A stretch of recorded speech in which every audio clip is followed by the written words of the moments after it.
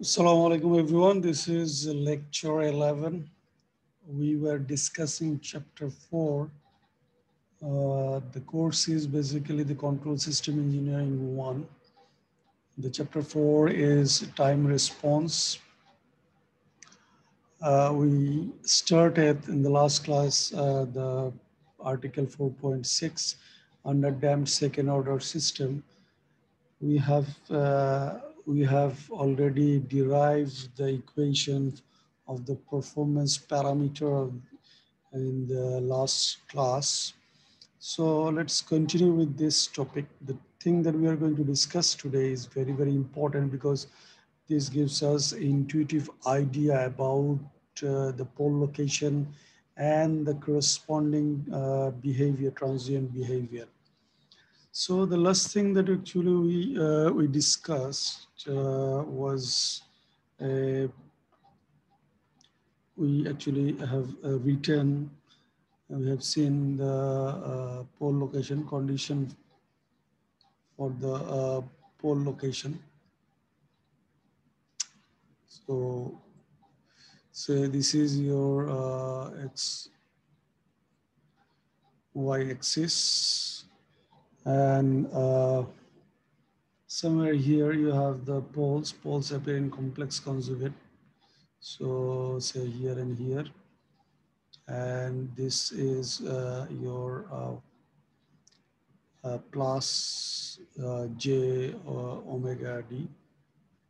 This is your minus j omega d. This is your minus sigma d. Okay, so magnitude wise, if you want to figure out actual quantities, then actually it was j omega n 1 minus zeta square, and this quantity was actually minus zeta omega n. Then we also try to find out one relationship, something like this. Okay, so from the origin to the pole location. So if we try to figure out the relationship, and if we assume that angle here is theta, then we can also draw a line, which is the height. Height is nothing but omega d. So we have seen that first of all, we define the pole location at A. So 0 O to A, actually using the Pythagoras. Last class we have seen that if you find out the Pythagoras, then it will give you omega n square. Okay, so and also I have what you can say that this is actually this length here is omega n.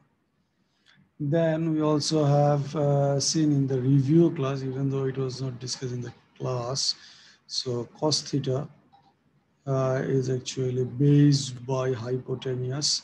So base here is actually sigma omega n, only the magnitude. Then your hypotenuse is omega n. So basically the cos theta is giving us the value of the zeta. Okay, so this is what we know so far. Now, say we have different conditions, like say that you can so say that we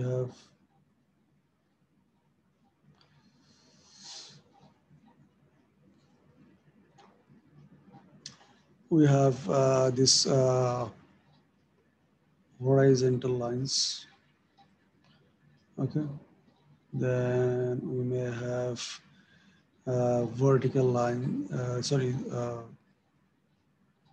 Previous one was actually vertical line. Then we have this horizontal line. This is your j omega, and this is your sigma. And also we can have angular lines. Actually, it's slightly difficult to draw these lines. different color actually would have been better. So say that we have something like this. Okay, so something like this.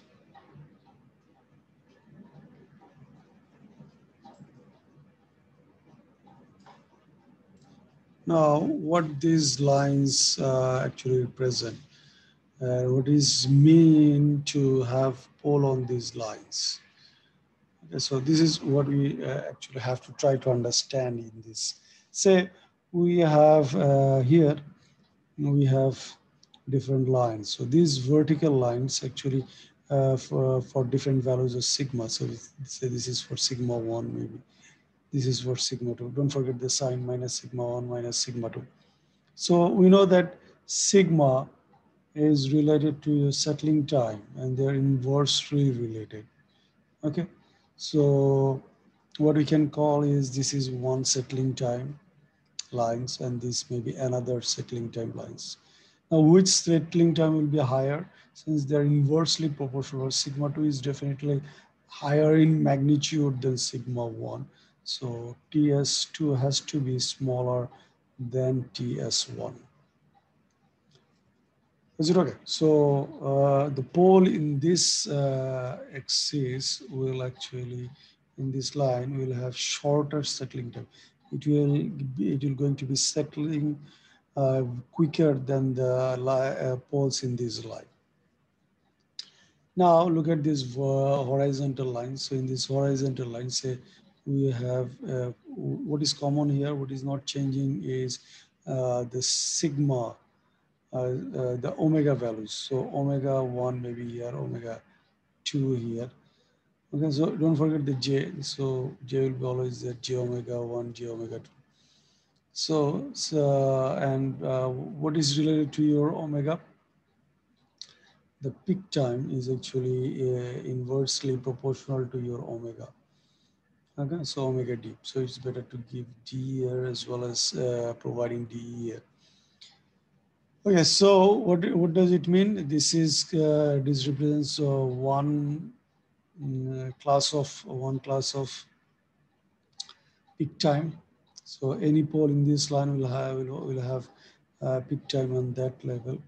Similarly, this one will also have another class of peak time. So any pole in that line will give you same values of peak. So now which one will be higher because they are inversely proportional. So no, omega 2 is greater than omega 1.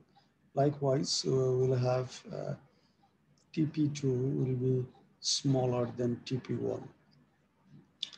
What does it mean? The pole in this line will attain the peak slower. The pole in this line will be attaining the peak quicker. Okay, so graphically, if you want to see, then what will happen uh, for this first one? So this is 1 and this is 2. So the 1 will actually attain peak value.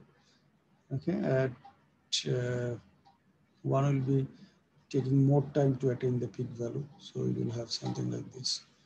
And this is 1. And the 2 will be attaining peak quicker. Okay, so this is how it will be attaining peak. Is it okay? And magnitude as well as also an important, and oscillations are also related. So I think for that we'll be actually seeing on the same line, if we can have two pole, then actually the magnitude will be same. But here, if both of them are not on the same line, then definitely magnitude will also not be same. So we'll get back to that later on. But these horizontal lines are actually represent the peak timelines.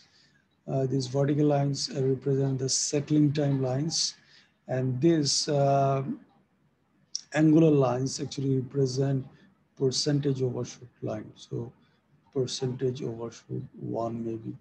This is percentage overshoot 2. And they're also related to your zeta lines.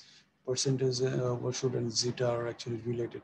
And one of the curve that we have shown that zeta percentage overshoot with zeta is having similar inversely related relationship, something like this. Okay, so cos theta value, cos theta, the smaller the value of the theta, the magnitude is higher. So it will have a higher value of zeta than this one. So this zeta value will be higher.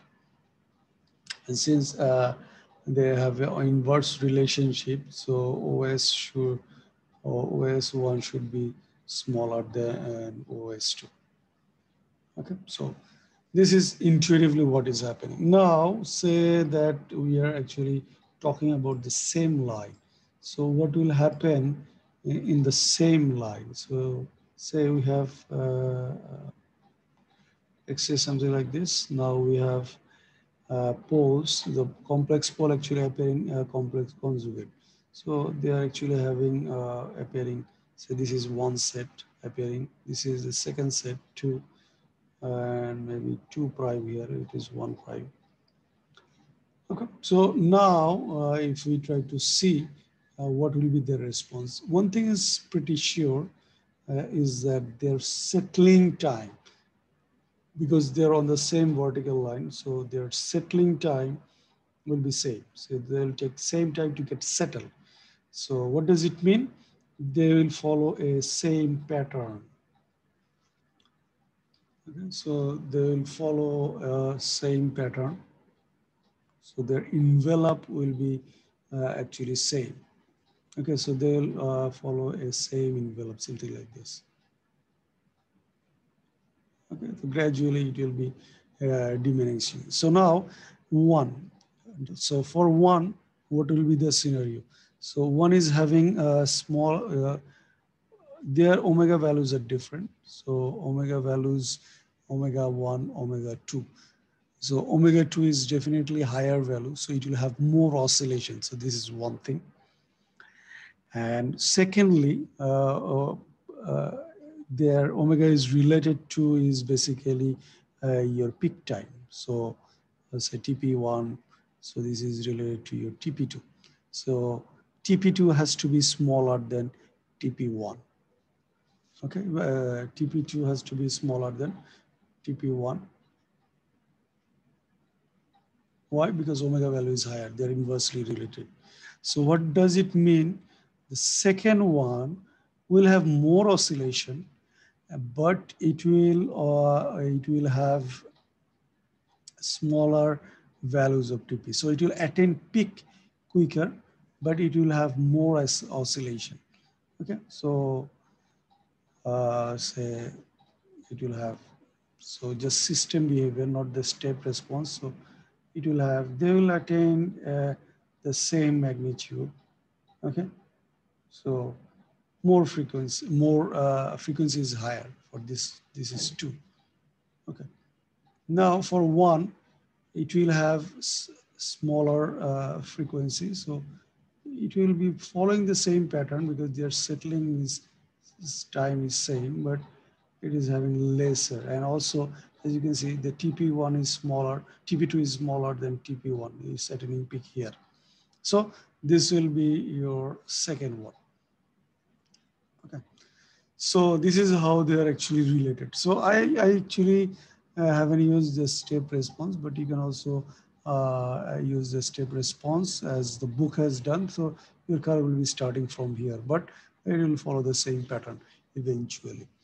So this is how they are actually related. They are maintaining same settling time. So basically they are maintaining same pattern to get settled. Okay, so but their peak time is actually changing. So next one, say we have two poles. Two poles now we are talking about horizontal lines. Okay, so this is sigma, this is j omega.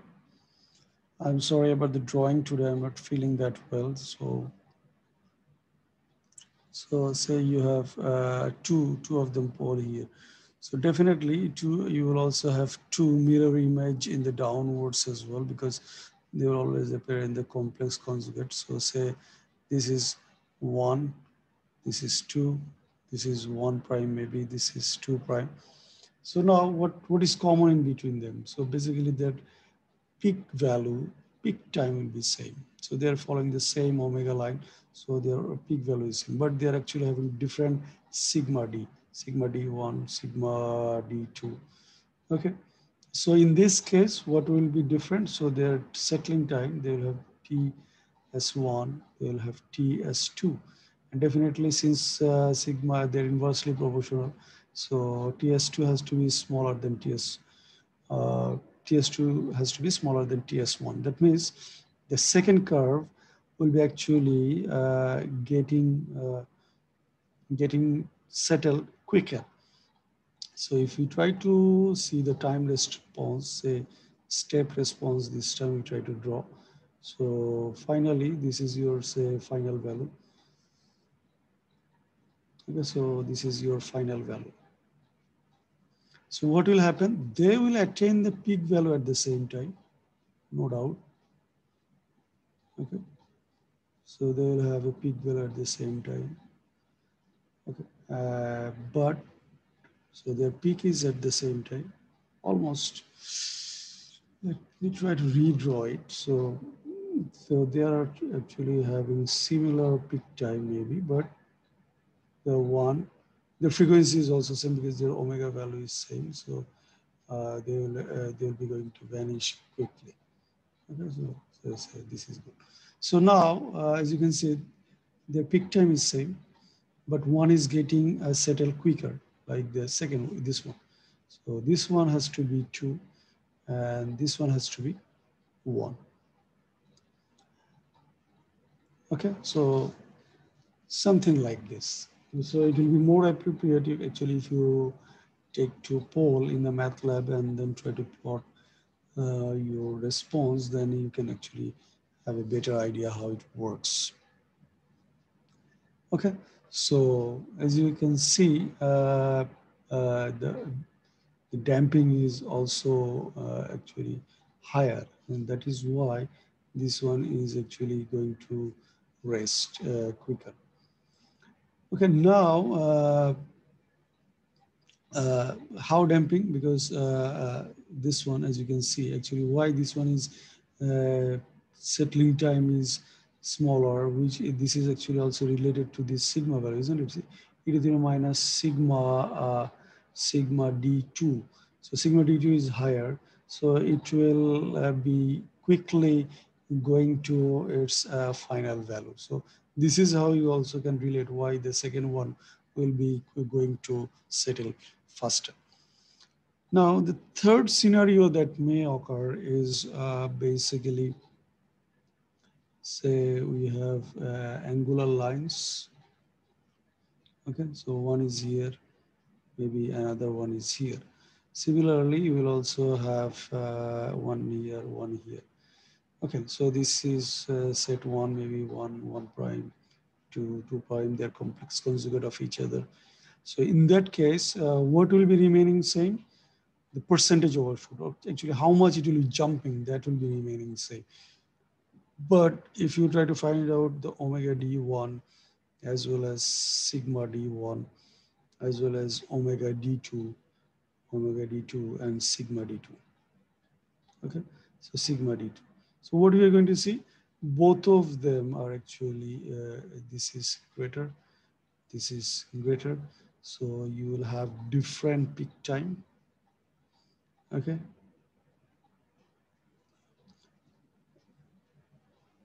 okay, and it will be inversely related. Similarly, this will have TS2, this will have TS1, so TS2 has to be lesser than TS1. Is it okay? So more frequency and also getting settled quicker. Okay, so higher frequency, but it is getting settled quicker. So two scenarios say, if we try to draw the two scenario, then what we are going to see is that if this is your reference or final value, so even though the first one will have a higher frequency, their percentage overshoot has to be same. They have to jump to the same up to the same value. So first one will have a very high frequency, but it will be very something like this. And the second one will have a faster response. Okay, so this is the second one. So whatever the first one will be attaining maximum value, but it will take more time to go there, and also it will be settled gradually. Okay, so this is your first one, and this is your second one. Second one, more oscillation, but going to settle faster. And the second one, the first one, have less oscillation. The frequency is smaller, but it will take more time to get settled. Okay, so this is how actually the pole locations, similarities, dissimilarities, and pole locations, and correspondingly how their behavior is related. So all these things actually you have to correlate, and the more you correlate, the better it is for your later classes when you actually have to design the controller so that actually you can understand where actually you have to place the poles so that you can obtain the desired amount of uh, overshoot maybe, or what should be your settling time, or what should be your peak time. Okay, so all these things you have to relate from these ideas of your pole location. So now let us look at one example. Example 4.6. The example 4.6. What the question says is you have been given a particular pole location, say here and here. They are saying that this pole location, the real portion, imaginary portion is J7, which is your J omega D, and this intersection, the real portion is -3, which is your minus sigma D. Okay, so these two are given. These locations are given. Then what they are asking you to figure out is, first of all, what is your zeta value? What is your omega n? What is your TP? Then what is your percentage overshoot, as well as what is your settling time. Rise time they are not asking because they are coming from the plot basically. In the last class I have shown you. So now for the omega n, you can easily figure out. So you just if you have drawn this line, you apply the Pythagoras. So omega n will be simply 7 square plus 3 square. So that will be actually 7.616 around. What is zeta? Zeta is nothing but your cos theta. Cos theta is based by hypotenuse. So hypotenuse we already calculated. So this is your hypotenuse omega n. So base is basically 3 by 7.616. So it will be approximately 0.394. So this is your zeta value. Now rest of the thing calculation should not be that complicated. Peak value TP is basically pi by omega d. We know omega d is 7, so pi by 7, so basically 0.449. Then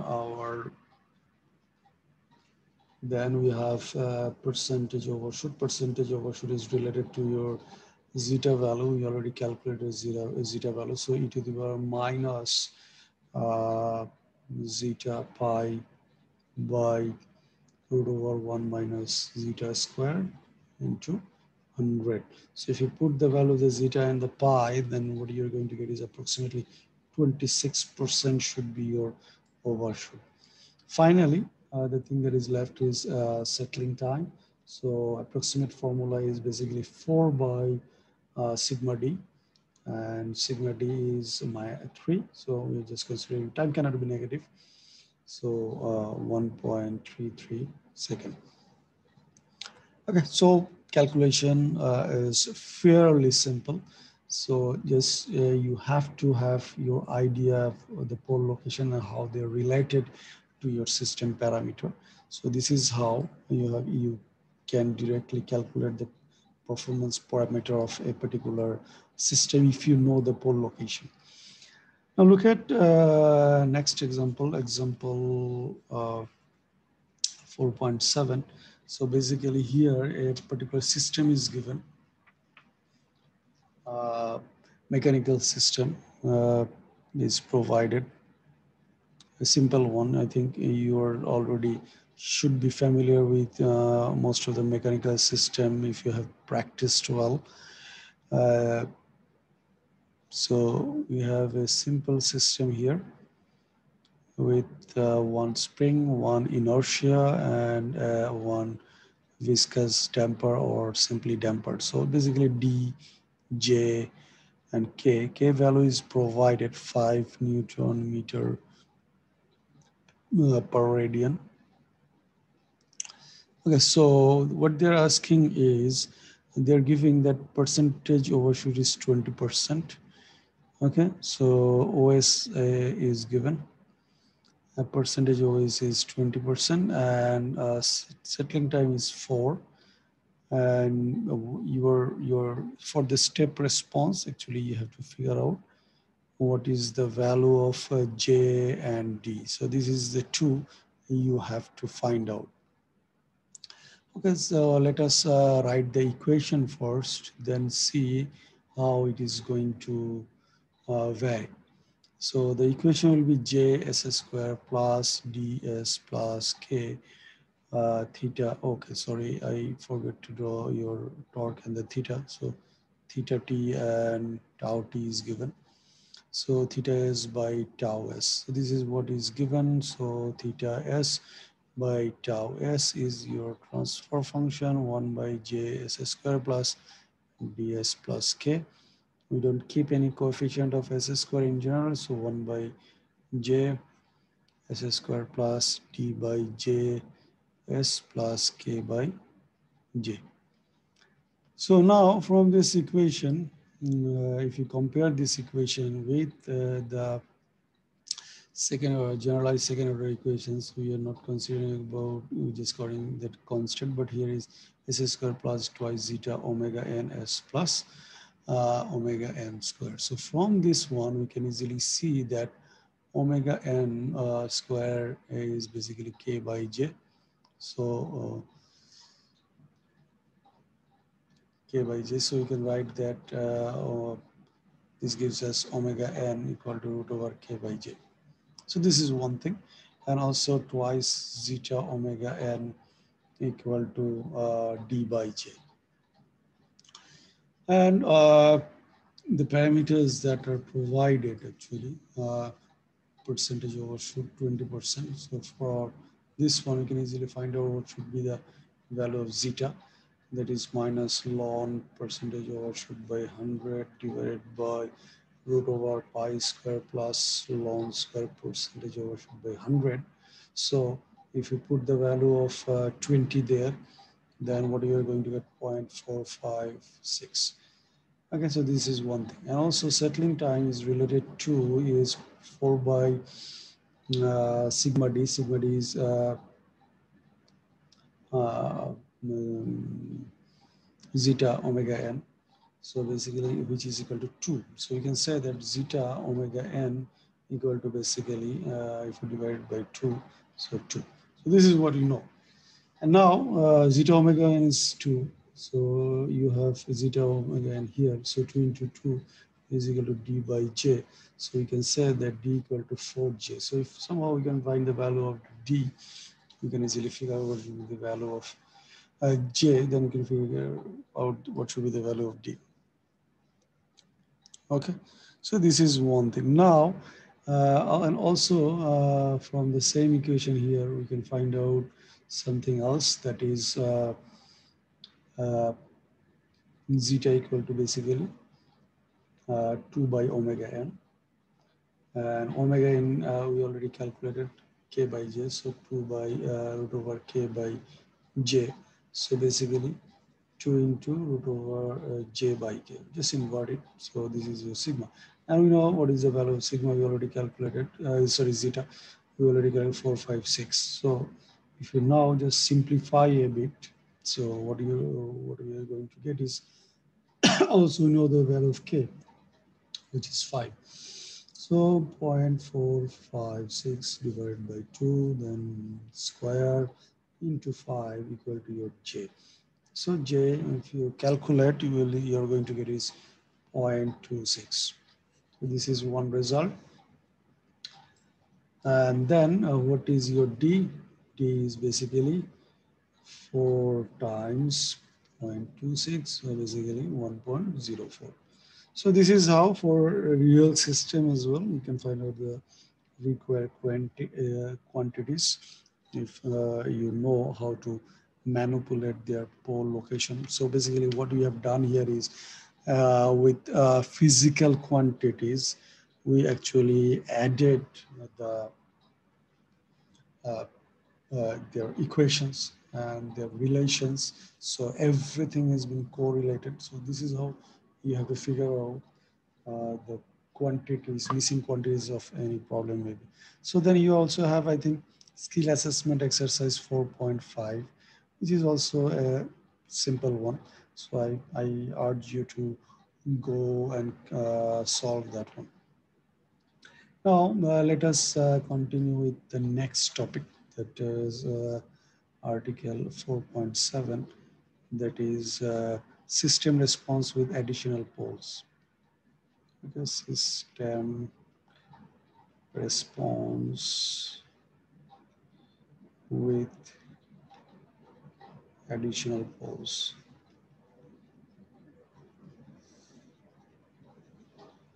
So far, whatever we actually discussed is a second order system, and the system doesn't have any zero. Okay, and also you may have some system which has more poles. So those two scenarios is not discussed. So in this article, actually, we are discussing one scenario. So if you have more poles, then what will happen? So they're saying that you just have one more pole. So you have something like this. Say we have a pole at minus zeta omega n plus minus j omega n root over 1 minus zeta square. So that's under damped second order system that we have learned. So the poles of that system 1 and 2. And we are saying that we have one additional pole, then how the system behavior will be like. So this is what we want to try to look at. So say the third one is at minus alpha. So let us compare two cases. Then we can actually we can assume some, we can make some assumptions to uh, consider a higher order system into a second order system so that we can apply the formulas of the second order system, because the formula that we have derived, they're actually for the second order system. So we cannot apply for the higher order system. So somehow we want to try to figure out an assumption that helps us to assume that the same formula can be applied on higher order system as well. So now uh, response wise, how they are going to behave. So we know that our Laplace domain response will have something like this, a step response. So RS is definitely 1 by S. So based on that, you will have the force component. Then you have second order dominant components based on these parameters. Will be something like this, B S plus zeta omega n, which is the exponential part. Then you have uh, C omega d. Okay, then you have S plus zeta omega n square plus omega d square. Okay, now next one is this one. So using partial fraction expansion. So this is what we are going to get, 1 plus alpha r. Okay, so now this additional component, and how these are actually going to behave. So if you take inverse Laplace transformation, then what we are going to get is Ct equal to A, which is your forced response. You can have your ut is always there, plus then e to the power minus zeta omega n t, then b cos omega dt plus c sine omega dt plus d e to the power minus alpha. So how actually they are going to contribute? Okay, so let us assume three scenarios. The first scenario is that uh, these are your dominant poles, say second order dominant poles, and this is your third pole, which is very close. So this is your case one, and then your case two is there here, but the third pole is very far away. So this is your case two, case two. And case three is just a pure second order system. So basically you have one pole here, one pole here. So now which of the case one or case two, will be similar to your second order system, that is case three. So which one can be approximated as a second order system? Now, if the pole is very close to the dominant second order pole, then we cannot assume it to be a second order system. Why? Because this real pole, what it will do, if you compare these two poles, so this one will take more time to get vanished than compared to this one. So if since it is far away from the j omega axis, this one will be vanishing very quickly. So maybe within a fraction of a second, it will be going to be vanished. But since it is very close to this one, so it will take more time to get vanished. Okay. And now, if you look at the responses, so if your pure second order system has a response like this, say your pure second order system has a response like this, something like this. Okay, then the case two will also, even though it will not be appropriate, but it will also resemble with somewhat with this system, somewhat very close to that one. So maybe a phase shift, something like that, but very close to that one. But this one, since the pole is very close to the second order dominant, so it will have a very random nature, maybe something like this. Okay, so it will be very different from the response. So from this idea, what we can actually assume that if your third pole or higher order pole is far away from your second order dominant pole, in that case, we can actually apply the formulas for the second order system, because the contribution of this one will be disappearing very fast, like as we are saying here. And the response will be very close. So their magnitude is amplitudes can be approximately very close to each other. Okay, so this is how we actually have to deal with the system that has additional poles. So this thing can also be expressed analytically. So if you want, you can also express them analytically. So say that CS is having something like this with some arbitrary constants B, C, S, S square plus AS plus B. Then you have S plus C. Okay, so in that case, we will have A by S. Then you have B S plus C. Then S square plus AS plus B plus D by S plus C. Is it okay? So if you do the partial fraction, find out the coefficient, then A is 1, B is C. Just do the calculation, then you can easily figure out. these quantities. So c square plus p minus ca, and then your c is ca square minus c square a minus bc by c square plus b minus ca.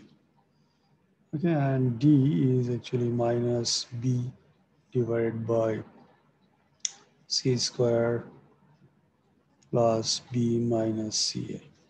So you already figure out these are the quantities of your partial fraction expansion. Now, if you assume that the non-dominant pole is approach infinity, that means if we assume that this one is far away, so that means c uh, goes to infinity.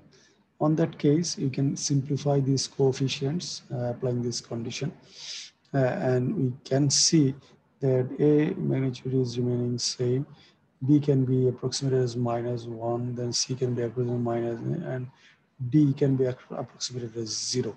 So this is what is important. If D can be approximated as 0, so the contribution of this one can be vanished, because if d equal to 0, then this contribution is no longer available in your time response. So in the time response, what will be left is basically the step response plus the response because of this one, which is e to the power minus a by 2 t, and then the cosine waves.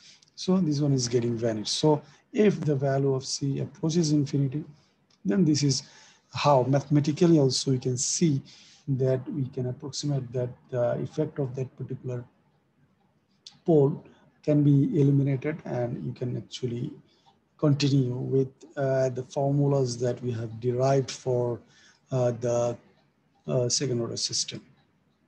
Okay, so example 4.8, example 4.8. I'm not going to go in detail of this one. They have just shared three scenario. One scenario, TS1 was pure second order system. Then another system, TS2, has additional pole, which is far away, is plus 10. And the third one, whatever the remaining system is remaining same, and you have s plus 3.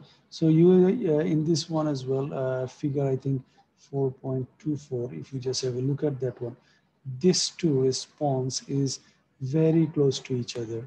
Compare sorry, this one and this one, because the pole is far away. So this one and this one are the responses very close to each other, and this one is way different. So that is why this system cannot be approximated as a second order system. So what is the solution for this one? Actually, you have to plot it in the MATLAB, or you have to do the calculation, then you have to figure it out. Okay, so this requires validation. So approximation of the second order system is not valid for this particular system. Okay, so this is how you have to find out a suitable condition, actually, how far it should be, so that we can approximate the second order condition. So in general, it is 5 times away of the real quantity. So this is a thumb rule. If it is more than 5 times away, then we can assume that the second order system approximation is valid. Okay, so this is how you have to deal with the system like this. Now, next thing that comes is your article 4.8. In article 4.8, we are going to see the system response with zeros. System response with zeros. Okay, so now, so far as we already said that we have made it more generalized, and we haven't discussed the system with zero. So we just have assumed that there is a constant at the numerator. But if there is zero instead, then how the system is going to behave? So mathematically, if you want to go about it, Then we can also have a similar derivation. You can go for, say your TS is something like this, S plus A, which is your zero location at minus A. Then you have S plus B and S plus C, two pole locations. So if you go for your again partial fraction, we already said that S plus A is only contributing to the magnitude. So we can have something like this, but analytically or mathematically, you can also actually validate this idea. So now say what should be the value of A and B? I can just keep the value as it is, or you can apply the formula. So S plus A by S plus C, then your S tends to minus B will give you minus B plus A minus B plus C. Similarly, your B will be minus C plus A by minus C plus B. So your TS is becoming something like this, minus B plus A by minus B plus C by S plus B plus minus C minus C plus A by minus C plus B by S plus C. Okay, now if we assume that the value of A is far away, so that means the magnitude A is higher. So we can actually neglect this parameter. So A is very high, so something subtracted from that one will not be making much difference. So if you can simplify, then you're going to get is and take A outside, then 1 by minus B plus C by S plus B plus 1 by minus C plus B by S plus C. Okay, so minus B plus C, if you make change the sign here and invert the order here, then they are actually same quantity. So you can take it outside. So A by minus B plus C, then you have 1 by S plus B minus 1 by S plus C. Okay, so now what we have is, if you just simplify the thing, then A minus B plus C, then you have S plus B, S plus C, then the C minus B, so it can be written as minus B plus C. So this quantity will vanish. So you can say that approximately what the zero is doing is actually just keep providing a multiplication or a scaled version of your response. So S plus B, S plus C. Zero, just as we said, and that it is also contributing only the magnitude, nothing else. So it is only if the magnitude of A is very high. So this is one way to explain the thing, scaled version of it. But there is another way we can deal with the system. So whatever we have seen, so for the T S equal to S plus A, another way, okay, another to explain the thing another way. So it is also the second one is also I think is more general, so it's better in that sense. So what we are going to see here is S plus B, S plus C. So we are saying that C of S is without the zero. What is the response? That means 1 by S plus B and 1 S plus C. So once we know C of S, then we just have to multiply with a pole with your C of S, with a zero, sorry. So what we are going to get here is S C of S plus A C of S. So there is two parameters. This is actually a scaled version. Okay, so just like the previous one, multiplied by A, and this one is actually derivative of the response. So if you go into the time domain, what we are going to get is d by dt of Ct plus A Ct. So a scale version of the response as well as differential of that response is also added. Okay, so if A is very high, same thing applies. So if A is very high, then this parameter will be dominant. So we can actually think that this parameter can be not that significant. So we are achieving to the same result as before in the first method. But if A is not that high, then what will happen? Then actually S C of S is comparable with A C of S. So now both of them will be contributing to your response. Okay, so derivative is also in general in the same sign. Derivative is also in general positive. So both the negative is magnitude is positive, and because of which your response will be initially it will be higher. Okay, so this is how it is contributing. Okay, so it can be seen as well in your figure 4.25. If you look at that figure, what you're going to see that if the zero is at some smaller value, so they have plotted the diagram for different values of zero. So the smaller zero is having the larger magnitude, then the others are actually having smaller magnitudes because of the fact that this differential portion will be also added with the smaller value of your A. Okay, so you have something like this. The rest of them are relatively smaller. Okay, so this one is plotted for say z equal at minus 3. This one is plotted for z equal to minus 5. The other one is plotted for minus 10.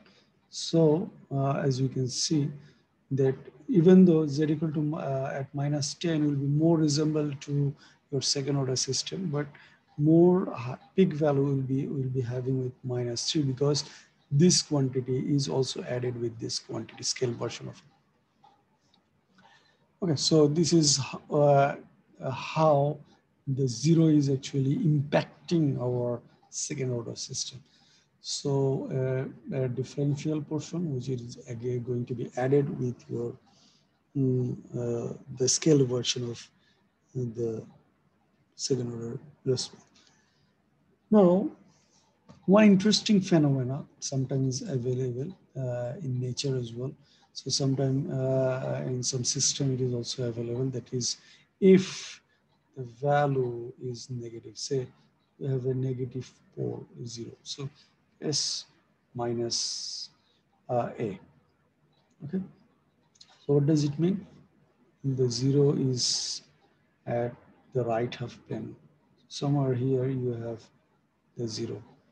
Okay, so we can just take common of the minus, so we can make it minus S plus A. Okay, it will be actually helpful to see this equation. So say minus S plus A, if it is multiplied with your C of S, then what will happen? That means if you have a 0 on the right half plane, then how it is going to behave? So minus S C of S plus A C of S. Is it okay? So now you have a scaled version, but you have a derivative version of the response, which is in the opposite direction. Okay, so what will happen initially if the value of A is not very high, then what we are going to observe is without, if your system is having a 0 at minus A, then in general, the response that we see is something like this.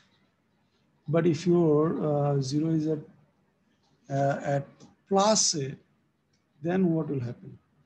So if the 0 is at plus A, then actually because of this negative one, initially it will try to go in the opposite direction, then eventually it will be following the direction of that one. So we'll have some response like this. Okay. Something like that. So this kind of system is called non-minimum phase system, non-minimum phase system. So non-minimum phase system, physically, say you have an aeroplane. Okay, so you have aeroplane, uh, say which is trying to fly. I'm not very good at drawing the aeroplanes maybe. So aeroplane, something like this. You have aeroplane, and aeroplane is trying to fly. So now, if you want to make the aeroplane move upwards, then you what we have to do is we have to press it downwards, this portion here. Okay, so we have to press it down.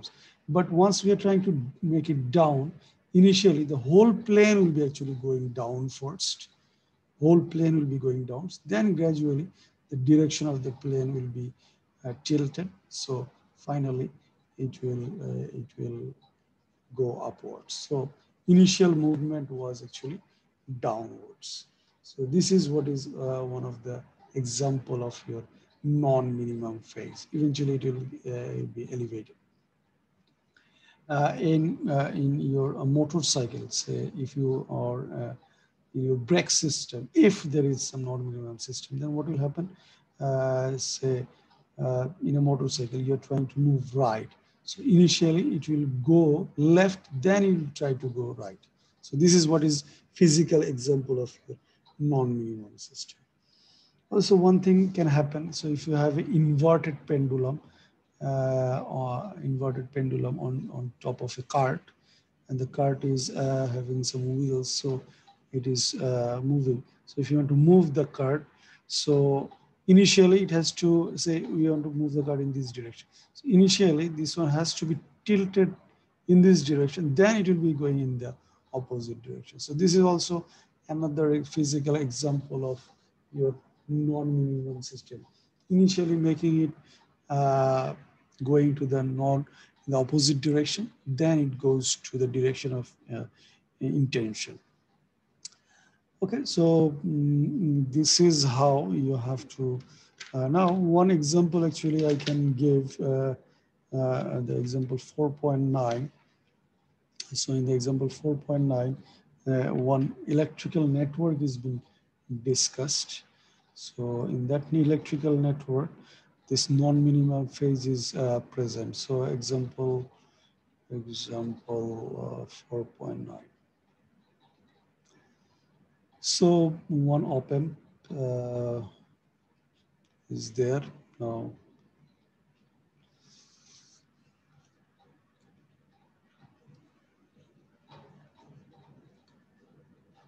Okay, so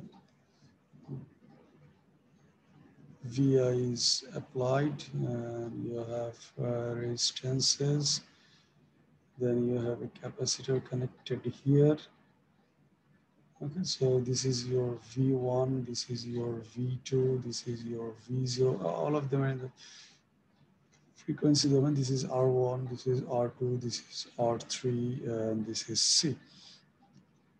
So one current is actually flowing in this direction. So we are assuming that current to be IS. So what will be value of your IS? IS is nothing but the voltage difference between the total resistance. So voltage difference is VIS minus V0S divided by R1 plus R2. Okay, and what is your output voltage? V0S is according to the formula of op-amp, A times uh, this is negative, this is also V2S minus V1S. So now one thing left is to figure out what is V2 and V1. V2 is very simple to calculate. So V2 is basically just voltage divided 1 by CS divided by 1 by CS plus R3 into VIS.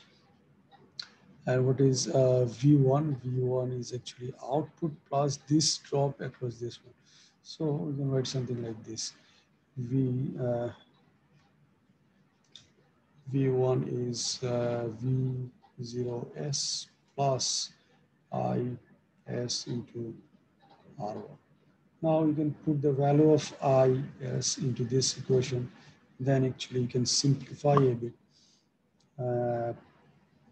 Okay, and if you simplify, then you are going to, so if you simplify this one, then it will be something like this, 1 by R3CS plus 1 VIS. And if you simplify this one, then what we are going to get is uh,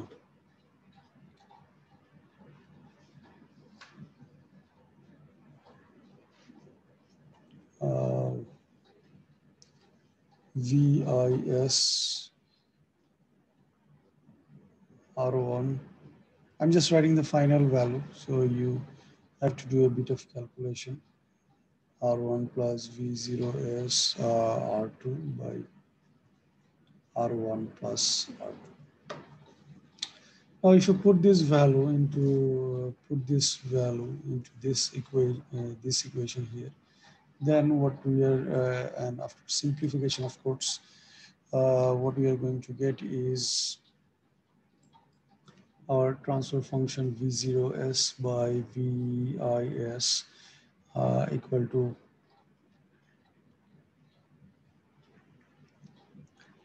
a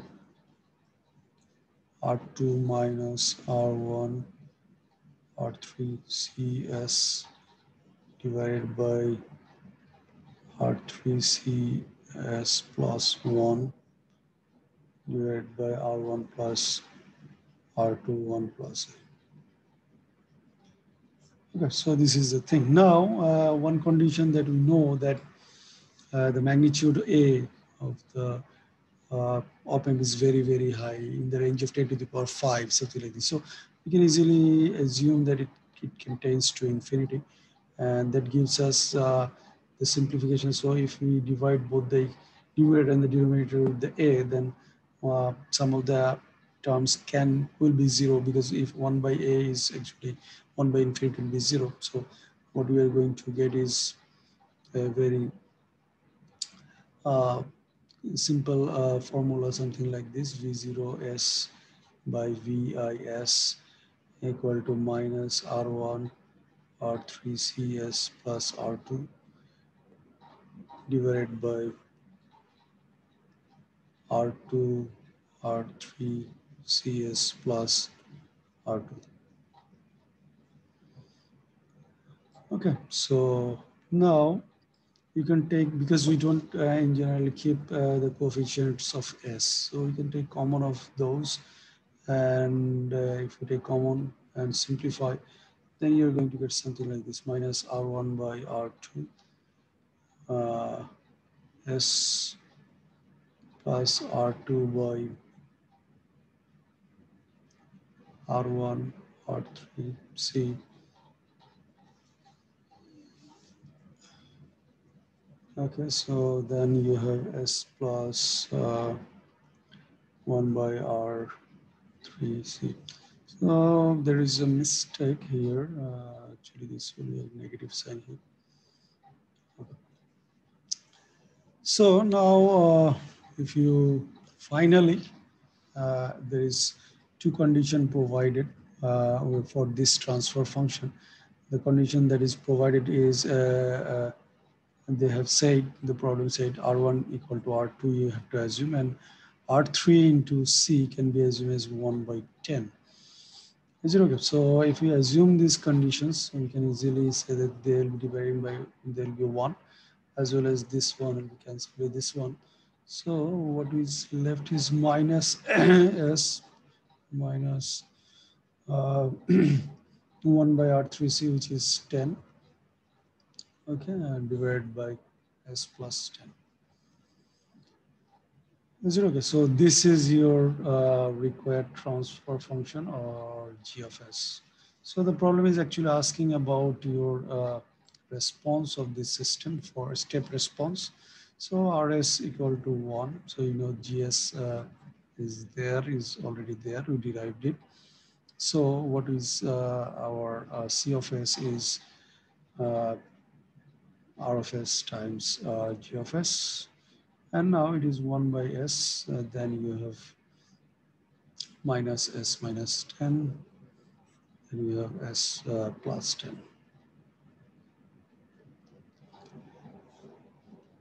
Okay, so now let us simplify this thing a bit. Let us try to find out a response something like this: s times c of s plus a times c of s, something like this, whether it is possible to achieve or not. Okay, after rearranging. Don't get confused about this negative sign. This is not here. This is just a multiplication. So basically now what we have is, if we just separate this two, so minus s divided by ss plus 10 and plus 10 divided by ss plus 10. Okay, so ss is getting cancelled out. So what is left is minus 1 by s plus 10. Then you have plus 10 ss plus 10.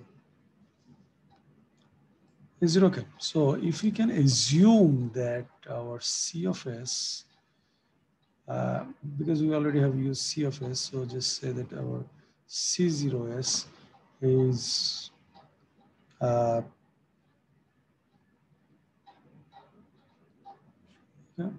S plus 10. That's minus S plus 10. If this is our C0S, okay, so if you multiply with C0S, then you are going to get this parameter. Okay, so what you can write here is, this can be written as S C0S and negative, because we already have negative, so it will be negative here, negative 10 times C0S. Is it okay? So what we can see here is, we can observe a non-minimum phase because of the fact that your pole is now in right half plane. Okay, so now if you take the Laplace transformation of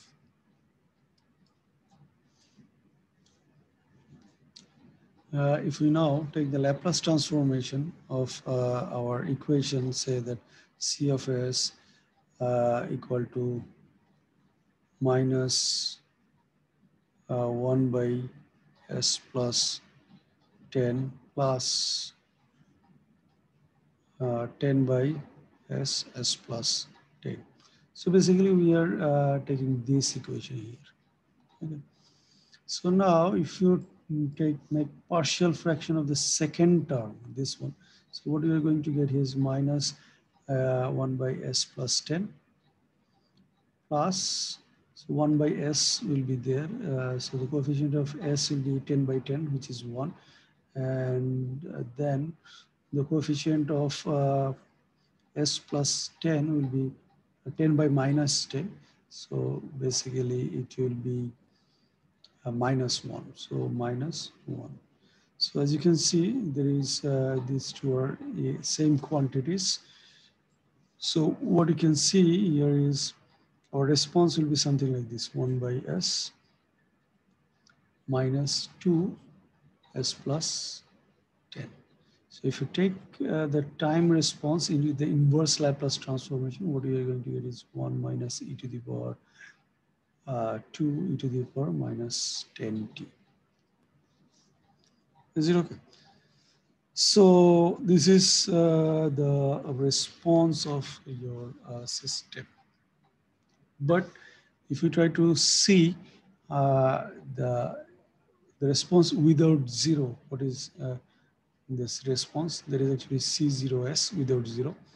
So C0S is basically was minus what we assume C0S. C0S is minus 1 by S plus 10. Now, if you make it partial fraction, then what you are going to get is the first value will be minus 1 by 10, minus 1 by 10 by S. then you will have plus 1 by 10 s plus 10.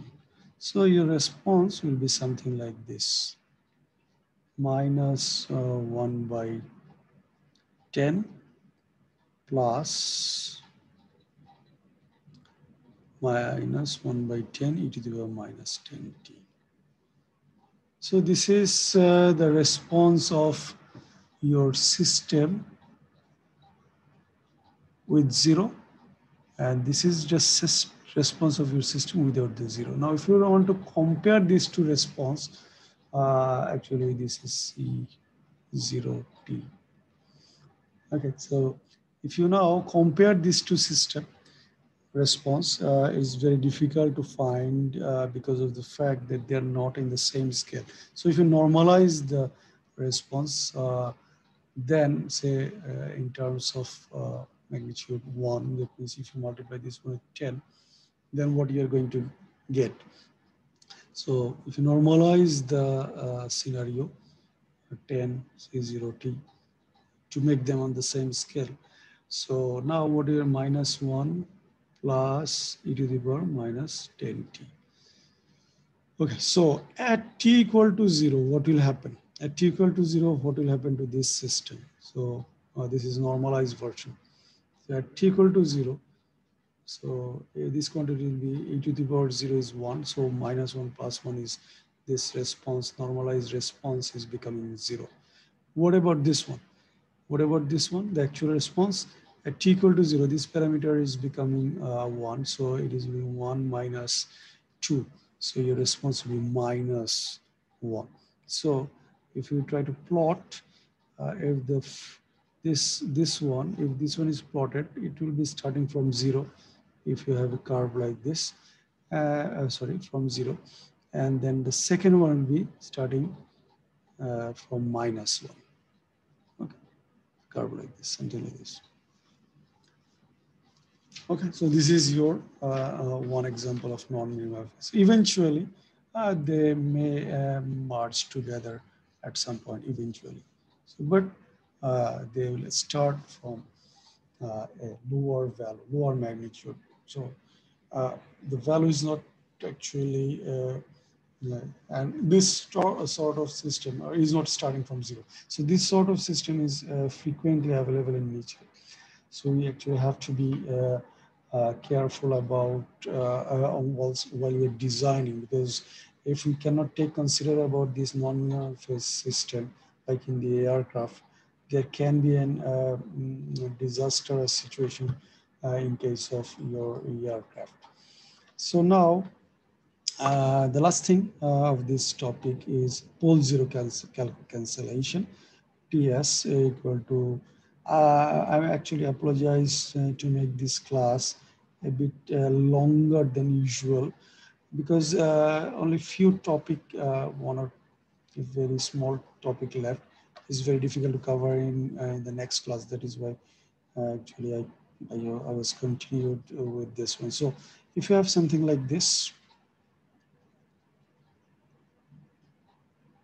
and if the value of z, the z minus z and minus p3 is very close to each other, okay, so in the time scale, if they are very close to each other in the s plane, then we can actually cancel this one. So now in one example 4.10 is being shown here. In terms of residues, they explained it. So residue means actually nothing but your partial fraction. There is two systems, so I'm just writing the time, I'm just writing the after partial fraction, how it looks. I'm just writing that CS C1S is equal to 1 by S minus 3.5 by S plus 5 plus 3.5 S plus 6 minus 1 by S plus 3.5. Okay, and the second one, C2S, was actually 0.7, 0.87 by S minus 5.3 S plus 5 plus 4.5 4S plus 6 plus 0.033 s plus 4.01. So basically, in both the system, actually we have a pole, we have a 0 at s plus 4. So now, in both the scenario, we have a pole at s 0 as at s plus 4. But the s plus 4, 4 and 3.5, even though they are closer, but in terms of residue, their contribution to the overall system, this multiplying factor is 1, which is very high. But if the pole, you have a pole at 4.01 and 0 at 4, they are very close to each other. And that is why the contribution of the response, because whenever you are going to write the time response, we have to write something like this, 0.033 e to the power minus 4.01 t. So this contribution is very, very small. So that is why s plus 4 divided by s plus 4.01 can be cancelling each other. But here the contribution is 1. So that is why s plus 4 divided by s plus 0, s plus 3.5, and they cannot be. This approximation is not valid. Okay. So this is the end of your chapter 4, and you're advised to also solve your skill assessment exercise 4.7, which is also similar to the one just I have tried to explain here. So it's not that complicated.